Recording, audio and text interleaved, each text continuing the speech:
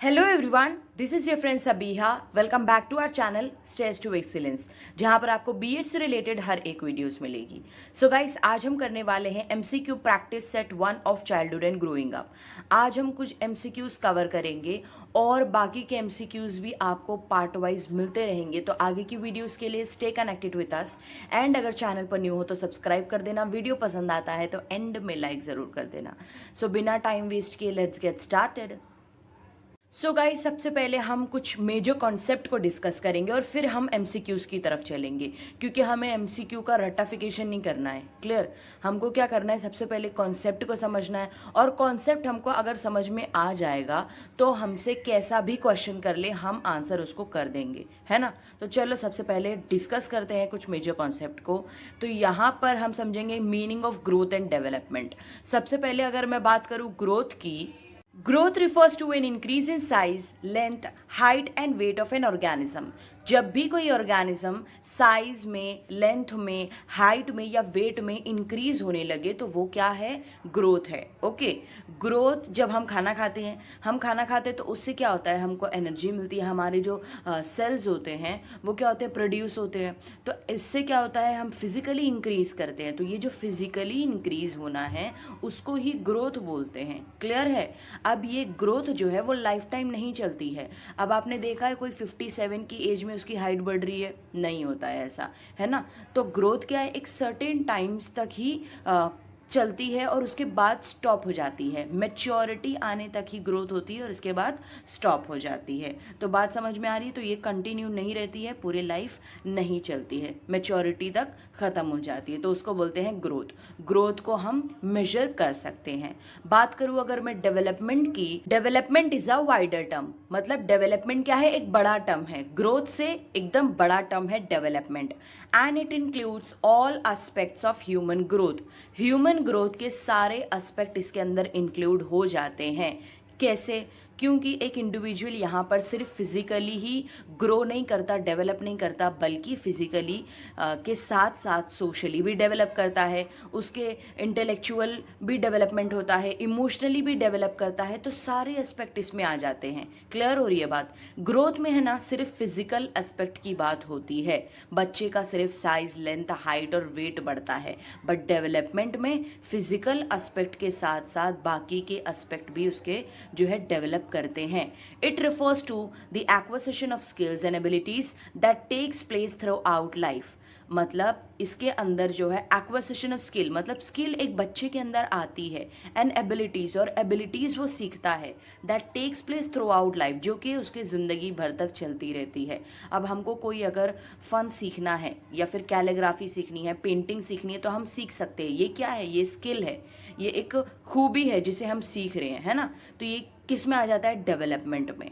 तो ऐसे ही skills and abilities हम अपने लाइफ टाइम सीख सकते हैं। तो सो डेवलपमेंट क्या है, कंटिन्यूस प्रोसेस है, लाइफ टाइम ये चलते रहता है। लेकिन ग्रोथ क्या है, ये सर्टेन टाइम्स तक ही होती है और फिर मैच्योरिटी आने के बाद रुक जाती है। ओके, इतना चीज़ क्लियर हुई। अब हम चलते हैं अपने एमसीक्यूज की तरफ।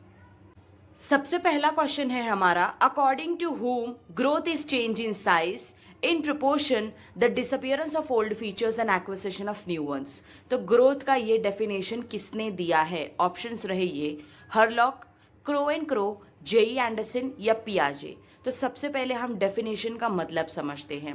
Growth is change in size, size में चेंज होना, इन प्रोपोर्शन, प्रोपोर्शन में चेंज होना, the disappearance of old features and acquisition of new once. अब ये क्या है, अगर मैं आपको एग्जाम्पल के थ्रू बताऊं तो 6 से 7 साल का बच्चा है, ठीक है। 6 से 7 साल का जब एक बच्चा हो जाता है तो उसके जो मिल्क टीथ रहते हैं, जिसे हम दूध का दांत बोलते हैं या बेबी टीथ बोलते हैं, वो उसका गिरने लगता है और परमानेंट टीथ आने लगता है। तो यहाँ पे क्या हो रहा है, the disappearance of old features, जो मिल्क टीथ है या जो दूध का दांत है वो क्या हो रहा है, डिसअपियर हो रहा है। वो उसका ओल्ड फीचर है, अब वो डिसअपियर हो रहा है, गायब हो रहा है। And acquisition of new once, और न्यू वंस या न्यू फीचर्स जो है वो बच्चा एक्वायर कर रहा है, जो कि परमानेंट टीथ है। अब क्लियर हुआ? तो ये डेफिनेशन किसने दिया है? तो ये डेफिनेशन ग्रोथ का दिया है हरलॉक ने।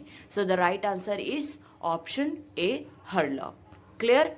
Second question is, what is the meaning of child development? Child development का मीनिंग इनमें से क्या है? ऑप्शंस रहे ये: increase in height and weight, development of mental and intellectual ability, overall development of the child, या फिर both option A and B. So अगर मैं बात करूं ऑप्शन ए की, सो ऑप्शन ए क्या बोल रहा है? Increase in height and weight. Height और वेट जब इंक्रीज होता है तो वो क्या होता है? ग्रोथ होता है। ऑप्शन बी क्या है? Development of mental and intellectual ability. क्या सिर्फ मेंटली और इंटेलेक्चुअली जब बच्चा डेवलप करता है तो वो डेवलपमेंट होता है? नहीं। सो ऑप्शन बी भी सही नहीं है पूरी तरीके से। ऑप्शन सी की अगर मैं बात करूं, सो यहां पर बोल रहा है overall development of the child. So yes, this is the correct one.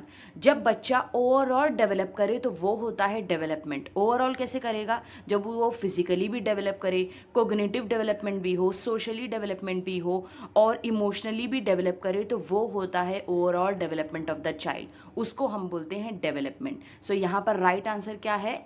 Option C. Okay, overall development of the child. Next question पे अब हम चलते हैं। Growth is dash whereas development is dash in nature. Options रहे ये आपके सामने।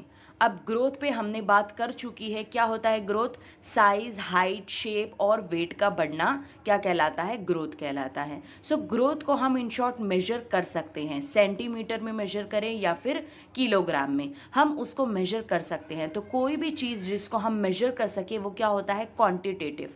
तो ग्रोथ क्या है? क्वांटिटेटिव है। वेर एज डेवलपमेंट की अगर मैं बात करूँ तो डेवलपमेंट में फिजिकल एस्पेक्ट तो आता ही है, उसके साथ साथ कोग्निटिव, सोशल, इमोशनल, ये सारे डेवलपमेंट भी एक इंडिविजुअल के अंदर होते हैं। तो उसके अंदर फिजिकल एस्पेक्ट तो आया तो वो क्वांटिटेटिव तो हुआ, उसके साथ साथ वो क्वालिटेटिव भी हुआ। क्वालिटेटिव क्यों? और क्वालिटेटिव का मतलब क्या होता है?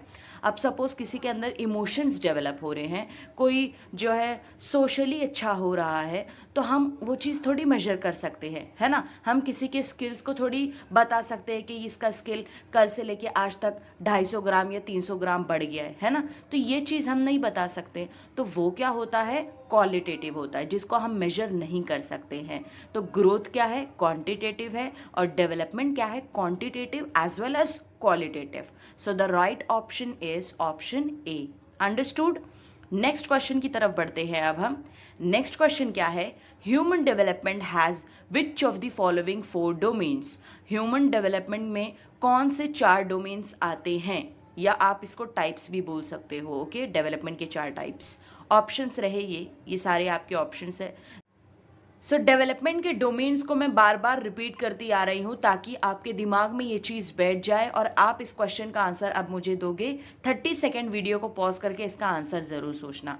अब हम बढ़ते हैं अपने ऑप्शंस की तरफ। यहाँ पर बात क्या हो रही है? एक इंडिविजुअल, एक ह्यूमन कौन कौन से जो है एस्पेक्ट में डेवलप करता है। तो जैसा कि हमने बात की है, फिजिकली भी डेवलप करता है, सोशली भी, कोग्निटिव भी और इमोशनली भी डेवलप करता है। So option D is the right one. अब फिजिकली कैसे डेवलप होता है? फिजिकली मतलब उसके हाइट और वेट बढ़ रही है, साइज और शेप बढ़ रहा है, तो वो क्या हो रहा है? फिजिकली डेवलप हो रहा है। इसके अंदर gross motor and fine motor skills भी आती हैं। इसको हम डिस्कस करेंगे नेक्स्ट क्वेश्चन में। फिलहाल हम फिजिकल को इतना ही समझते हैं। सोशली अगर मैं बात करूँ तो एक इंसान सोशली कैसे डेवलप करता है? अपने वो इन्वायरमेंट में इंटरैक्ट कैसे करते हैं वो सीखता है। अपनी कम्युनिटी से रिलेशनशिप कैसे बनाना है वो चीज़ जब उसके अंदर डेवलप होने लगती है तो वो क्या होता है? सोशली डेवलप करता है। जब वो टीचर्स से, अपने कोच से, अपने दोस्तों के साथ रिलेशनशिप बनाना सीख जाता है तो वो क्या होता है? सोशली डेवलप होता है। कोग्निटिव डेवलपमेंट की अगर मैं बात करूँ तो कोग्निटिव डेवलपमेंट क्या है? जब उसका इंटेलेक्चुअल डेवलपमेंट होने लगे, जब उसके वो क्रिएटिविटी एक्सप्रेस करने लगे, या उसकी मेमोरी पावर स्ट्रांग होने लगे, वो कहीं भी अटेंशन पे कर सके या ध्यान लगा सके। ओके, उसके थॉट प्रोसेस स्टार्ट होने लगे, वो कोई चीज़ प्लान कर सके, उसको इम्प्लीमेंट कर सके और अपने सराउंडिंग्स को समझ सके। तो जो भी इन शॉर्ट जो भी ब्रेन से रिलेटेड काम अगर वो करता है और डेवलपमेंट होती है तो उसको बोलते हैं cognitive development. Simple and short. Okay, emotional development की अगर मैं बात करूं तो जब वो अपने फीलिंग्स को समझने लगता है और अपने फीलिंग्स को समझने के साथ साथ जब वो दूसरे के फीलिंग्स को भी अंडरस्टैंड करने लगता है, अपने इमोशंस को कंट्रोल करने लगता है और अपने बिहेवियर को कंट्रोल करना सीख जाता है, तो उसको क्या बोलते हैं? Emotional development. ठीक है, तो ये सारी चीज़ इसके अंदर आती है। तो ये 4 एस्पेक्ट है, ये 4 डोमेन्स है ह्यूमन डेवलपमेंट के। I hope it's clear now. Next question की तरफ हम बढ़ते हैं।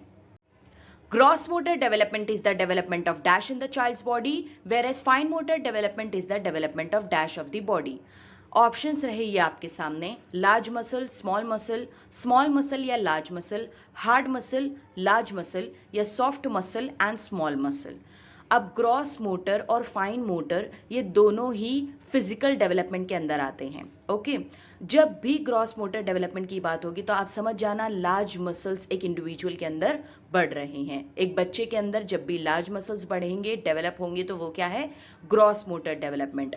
अब जैसे कि बहुत सारी एक्टिविटीज़ हम अपने डे टू डे लाइफ में करते हैं, जैसे कि रनिंग, सिटिंग, स्टैंडिंग, ये सब करते हैं हम अपने लेग और आर्म को यूज़ करके। तो ये होता है ग्रॉस मोटर डेवलपमेंट, मतलब हम अपने लार्ज मसल्स को यूज़ करते हैं ये सब एक्टिविटीज़ परफॉर्म करने के लिए।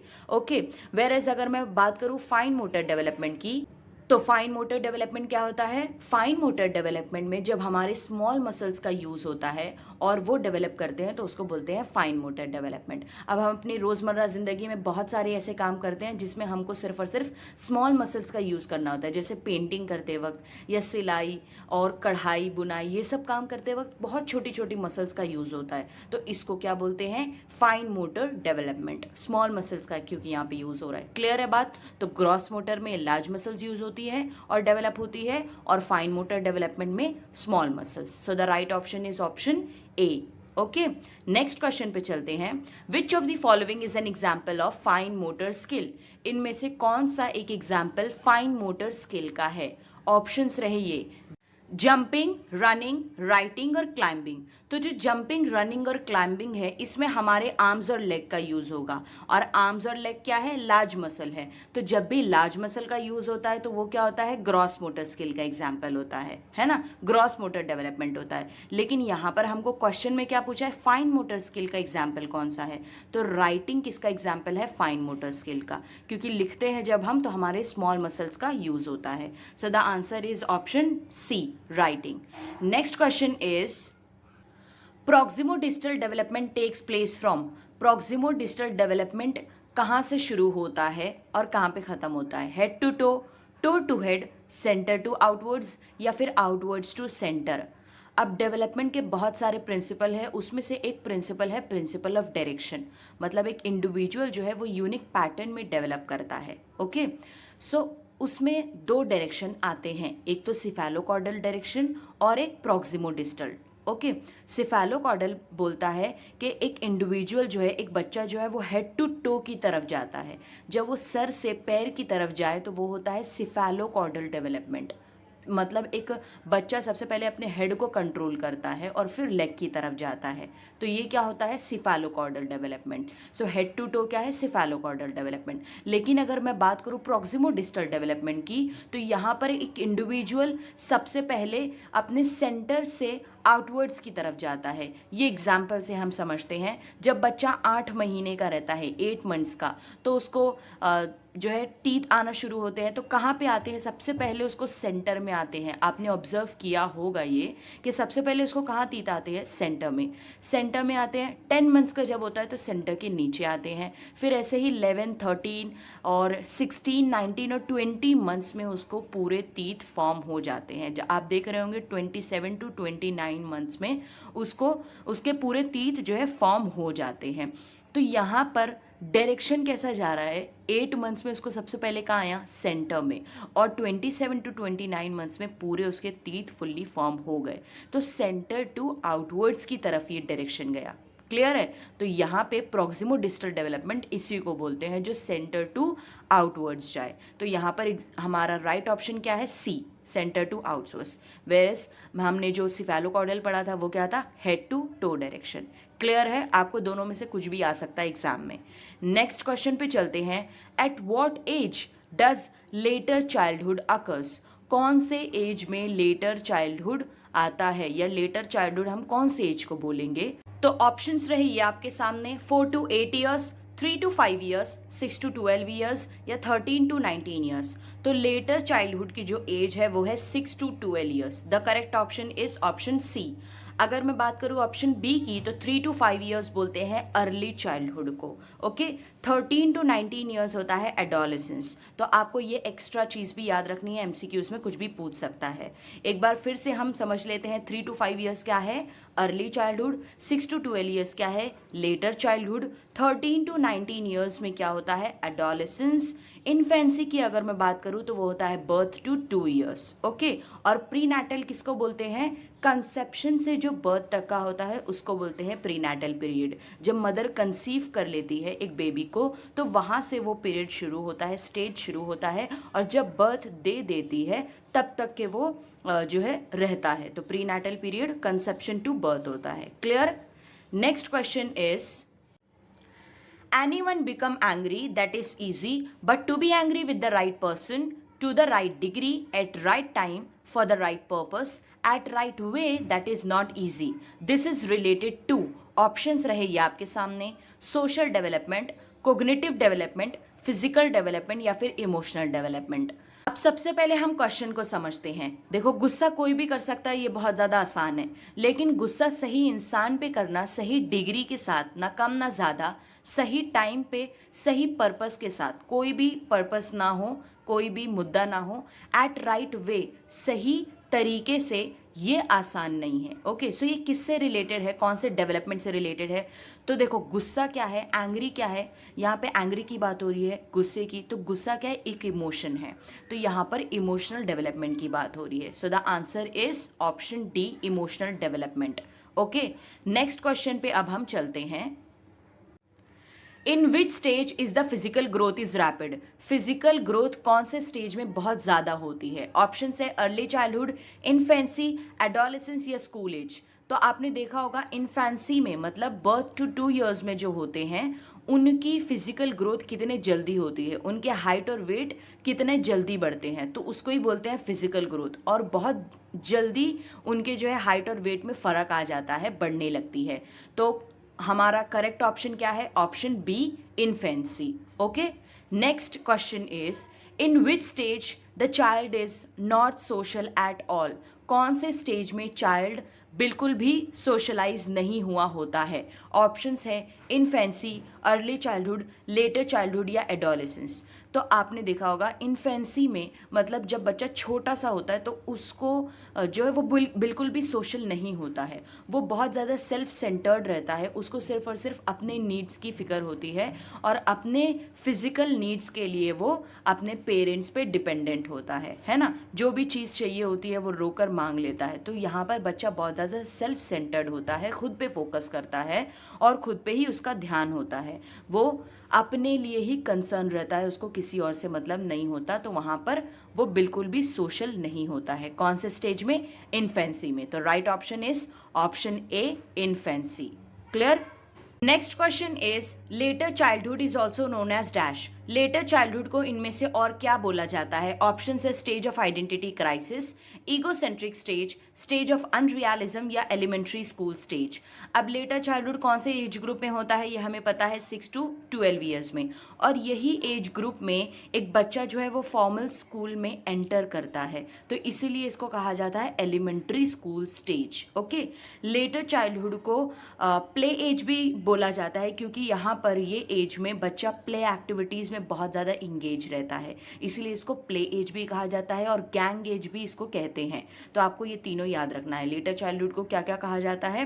गैंग एज, प्ले एज और एलिमेंट्री स्कूल स्टेज। वहीं अगर मैं बात करूं आइडेंटिटी क्राइसिस की, तो आइडेंटिटी क्राइसिस ये टर्म दिया था एरिक्सन ने, और आइडेंटिटी क्राइसिस ये स्टेज बोला जाता है एडोलेसेंट स्टेज को, ओके।